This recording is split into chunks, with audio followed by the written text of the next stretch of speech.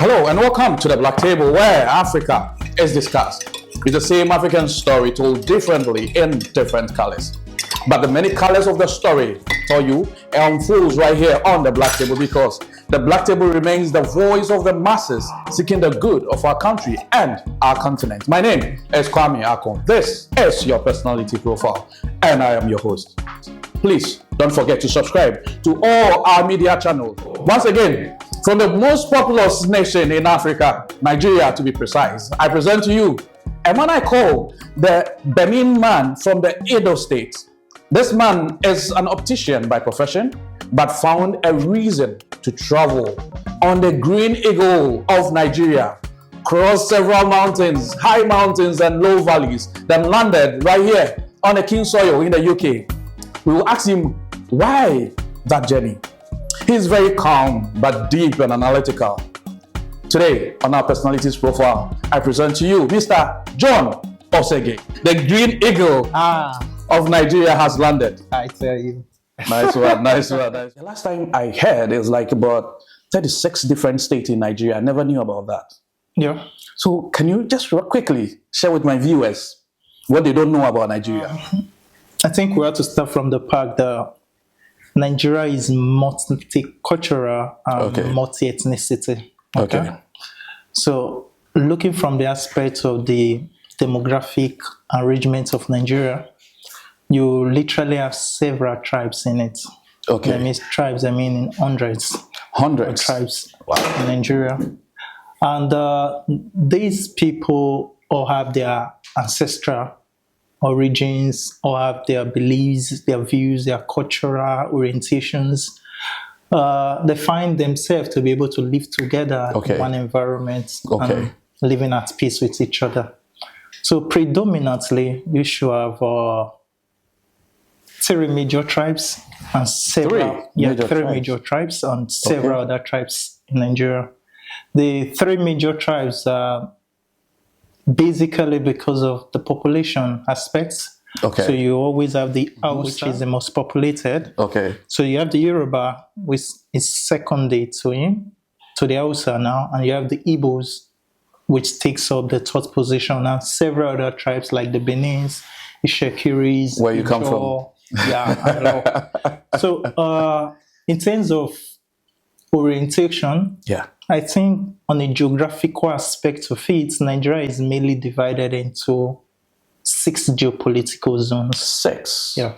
Wow. So it's just like looking at it from the angle of slashing the orange into 2. You have the north and the south. So the northern part of Nigeria has a lot of tribes in it too, where you have the Tarabas, the Tiv people, the Kunari people, the Hausas, the Fulanis, and all of that. So the north comprises of 3 geopolitical zones, which is the northeast, the north central, and the northwest. But in terms of the south, you always have the southeast, the south, and the southwest. All right. So when looking at the angle of that 3 major tribes in Nigeria, the northern part, which has the Hausa, so you can have the southern parts, which literally have the Yoruba and the Igbo. So the Yoruba and the Igbo are on the southern part. They are on the southern hemisphere. Yeah. But I hear you mention about the north and the south, but the east and west. How about that? I think it's merely a mange of region that you literally look at it from. Because when you talk about the east and the west, they are also like the northeast. On the taken from the hemisphere of the south now. You can have the southeastern part of Nigeria, which are majorly the Igbos. Then you have the southwestern part of Nigeria, which is predominantly Yorubas. The Yorubas, Then you have the southern part of Nigeria, which have different tribes and the orientations of culture in it, like the Ishekiris, the Ijos, the Benis, the Ishans, Yorubos, a lot. Are you getting it? So now I think let me try and help our viewers on maybe what I've just listened to the lecture, what I've picked from it. It looks like Nigeria itself is slashed into two, the north and the south. Yeah. But when it comes to the east and the west, we have part of the east in the north, part of the east in the south. Yeah. And then part of the west in the north and part of the west. Yeah. Oh, viewers, I just finished my history lessons. my geography lessons in Nigeria. Now I understand it better. The Edo State, the south. What is the major trade or major occupation in this state? Okay. On average, on the south, the southeasterners, which are the Igbos, majorly inclined with business, trades. Oh. Okay. While the southwesterner, a lot does business too, but some are into farming, and other stuff. So within the south, predominantly they are farmers, and traders, and also, and you also have these settlements of oil deposits. That's a rich petroleum reserves within the south. Wow! So in terms of finance, the south are just lucky to have that they own the oil. Viewers, I think I just got a friend from Nigeria. He's from the south, and that is where the oil is. So I'm just going to get stuck for the oil. I'm just aiming for the oil in Nigeria. Trust me. So you can join me if you want. All right. So now let's look at the population in Nigeria. Okay. I was shocked to hear that Nigeria has over 250 million currently human beings living in Nigeria currently. Yeah. How did it happen? Okay. Is it true though? Very true. And if we were to look at it from the perspective of census, it might even be more than that right now, because the last census is over 10 years ago. Wow. Okay. So it might be more than that. So Nigeria is, let's call it the motherhood of Africa, the same. Because there's always this tie of Africans in other places having a strings on an origin from that region, especially from the west triangle of Africa. So if we look at it from the perspective of having so many population, I think that one we gear towards having so many, will I say, origins, background, ethnicities, and all. Wow. I'm not surprised, because even the story is being told that some part of Ghana have Nigeria origins. Yeah, they migrated from Nigeria and they settled in part of Ghana. That I know. So I'm not surprised. But with this 250 million population in Nigeria, it just tells me that the economy of Nigeria should be very strong. Okay.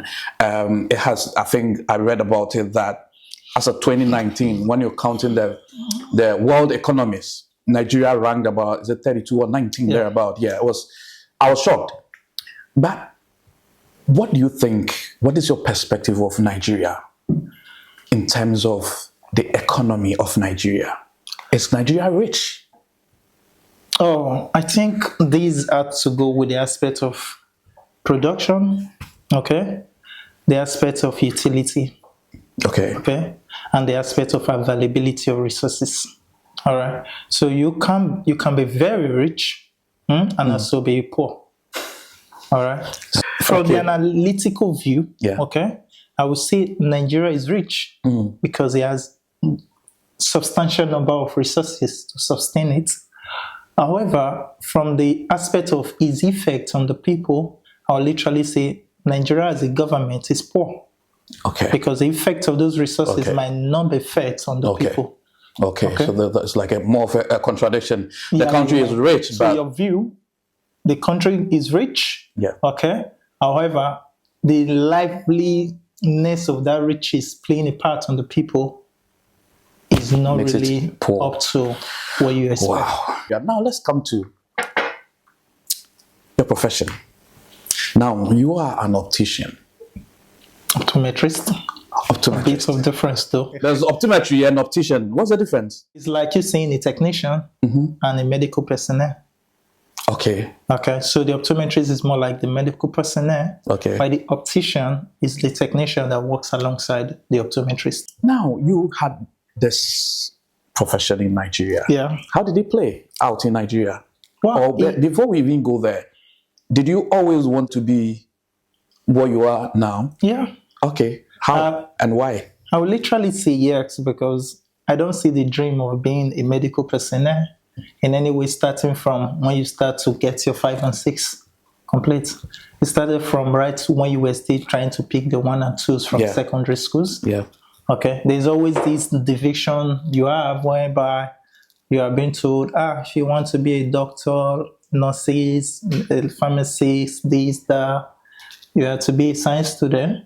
And if you want to be into politics, administrative, banking, finance, and things like that, you have to be in the arts section of the study. So I think consciously or unconsciously, I've always been geared towards the direction of medical aspects. Medical, okay. Okay. So picking the passion in optometry goes a long way, as knowing fully well that there was a section of people that I can be able to render help to. Okay. And these people really need this particular medical help. And if I can feature in that, that will be an addition of my contribution to. Okay. So somebody will ask then, why the eye, not the ear, not the nose, not any part, just the eye? Do you have any special reason for that? I think I found interest on the eye mainly. I'll pick an example from when I was much younger, and I always know of some few persons always saying, they've gone to see the doctors on their eyes and things like that. And I happen to have a grandmother who literally, at every bit of time, she complains of her eyes, saying, going from this clinic to see this and that. Not like she's blind, but she always constantly have this repetitive pain. In the eye. In the eye, that she will tell you, my eye is aching today. And she, derived the native measures of treating herself. She has this particular plan. It's quite funny. Though I say, look at doing researches and things like that. She has this plan that she'll make out the juice from it, put a little on her eye, and she'll feel this kind of sensation and tell you, I'm okay after a minute or two. Yeah. So I don't know, it works for her, but it works though. It was really what's studying about the eye. Now, how was childhood days in Nigeria like? It was memorable. Wow. Okay. Wow. So not just by saying, I will literally tell you, childhood in Nigeria was one of the most lovable period of life. Okay. There's always this community kind of life that you experience. You always have these concepts of having relatives that live with you or live close by you. There's always this time to always run to visit grannies and things like that. There's always a period that you are always eager to have your holiday, and you know you are going to the village to spend some period with grannies. So it was memorable. Very memorable. Very memorable. So what was so special for you, like when you were when you go to the villages to spend those holidays? How was it like? Was it fun? Was it stressful? It can never be stressful. I have this picture about the village when I was growing up, and that picture was, there's always this feeling of you are going to have one mango fruit to eat at every morning.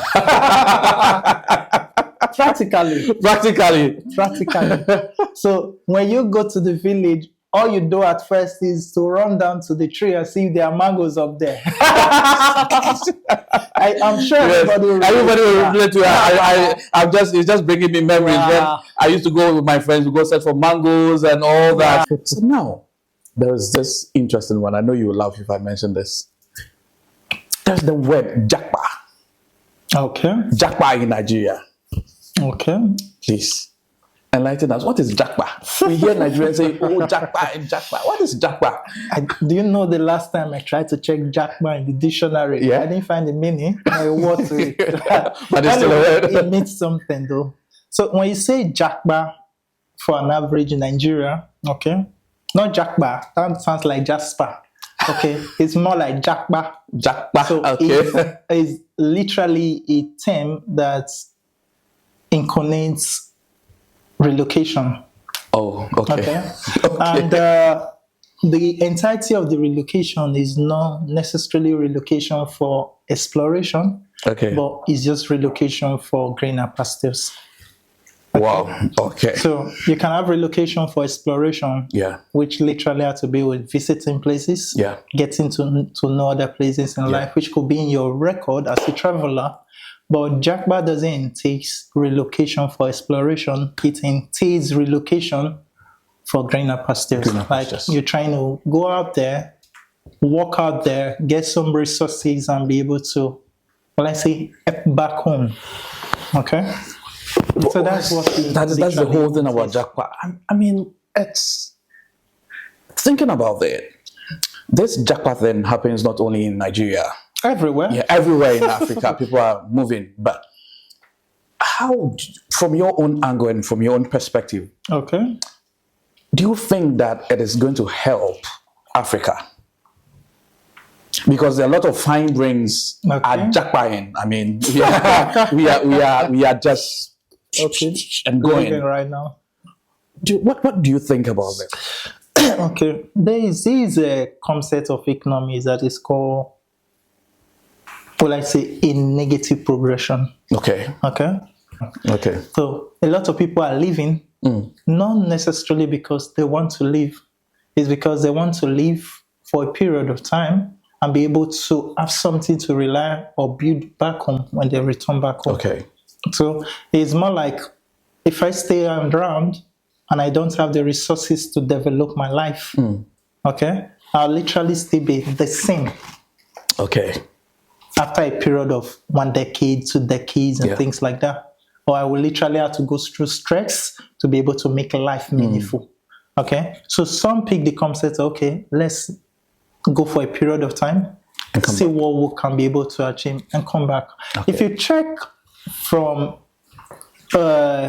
reliable and factual grounds, you see that 80% of Nigerians that are well-to-do, okay, financially, in terms of economy, most of them have really explored the aspect of Jakbaing in one way or the other. It can be for academic purposes. Yeah.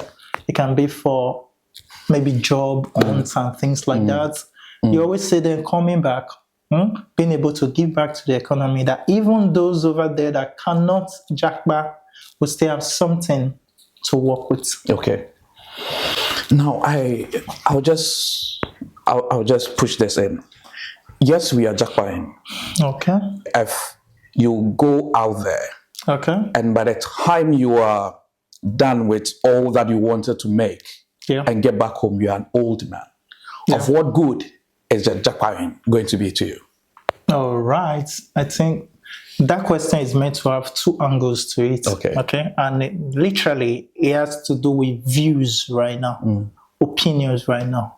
Okay. So in the concept of living, returning back home late, and you have amassed a lot of wealth, and you find out what difference does it really make? Okay, it comes from the aspect of you left. So viewing it from the other aspect of you didn't go and you remain, what difference does it really make? In all this, do you think that Africa is possible? We'll get there. Do you think we'll get there? Yeah. Right. How would you get there? What do you think? Now, we are getting there. In reality, we'll get in there. Okay. Do you get? Regardless of the fact that we have the resources that are not being managed well, mismanaged, and it's pushing this pressure so much on a lot of people. But I'll tell you, we'll get in there. This Jakba syndrome that you say that is playing across the coast of Africa is virtually empowering a lot of young Africans, okay, which in a quarter of years will come back home and do something. If you want to stay anywhere globally, where would you want to stay? Nigeria. Yeah. Wow. But then I ask you, like, if you want to dine with somebody, any personality, globally, I mean, You have the opportunity. Who are you going to look at? I'll literally go for someone like Dangote. Dangote. Wow. So why Dangote? All right.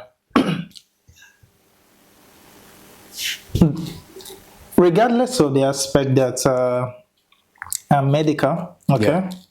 but I'm also somebody that believes in business, Okay. okay. So, and I know in terms of business, you grow very well Yeah. and very fast if you have good mentorship, know the risk involved, know how to be able to manage and do your resources to be able to be productive. So when I say Dangote, okay, I've read about a story whereby he literally started on loan, Oh, okay. okay, and he did quite well to be able to repay such loan back in a short while and made massive gains for himself. So I believe that doesn't just comes out from the mind of literally exchange of money. Yeah. That came out from the mind of having an in-depth thinking of what business is all about. Okay. So if I'm not able to think up to that aspect, making use of human resources, available resources to be able to clear up the debt and make so much myself. I think somebody that have gone to that realm of thinking is what's emulating. Wow. So that's why I really want to know his view or his idea.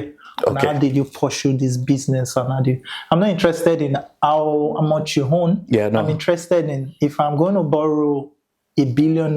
Yeah. Okay, so how can I be able to pay it? What pay back. ideas or method did you use to pay back such amount of money? You just picked the next question out of my mouth. Like I was just going to ask you, just give me one question that you ask this man when you meet him. And then we'll just post this one directly to him and you answer us on the black table. All right, so Dangote, Mr. Dangote, your question is, how are you going to repay back 1 billion naira if it's given to you as a loan? My guest here today wants an answer to that. Okay.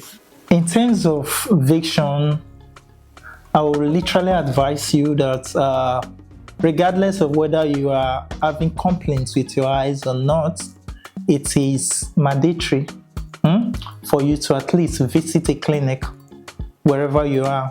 If it's every half the calendar of a year or literally once in a year, just to do a routine check and know if your eyes are fit enough. So you don't get to a particular age whereby you have to pierce up some juice from plants like my grandmother used to do just to keep your vision going. Thank you. This and many more of the conversations are going to happen right here on the Black Table. So don't forget to subscribe to all our media channels on YouTube, on Facebook, on Instagram, and on TikTok. Until then, I say, see you on the other side.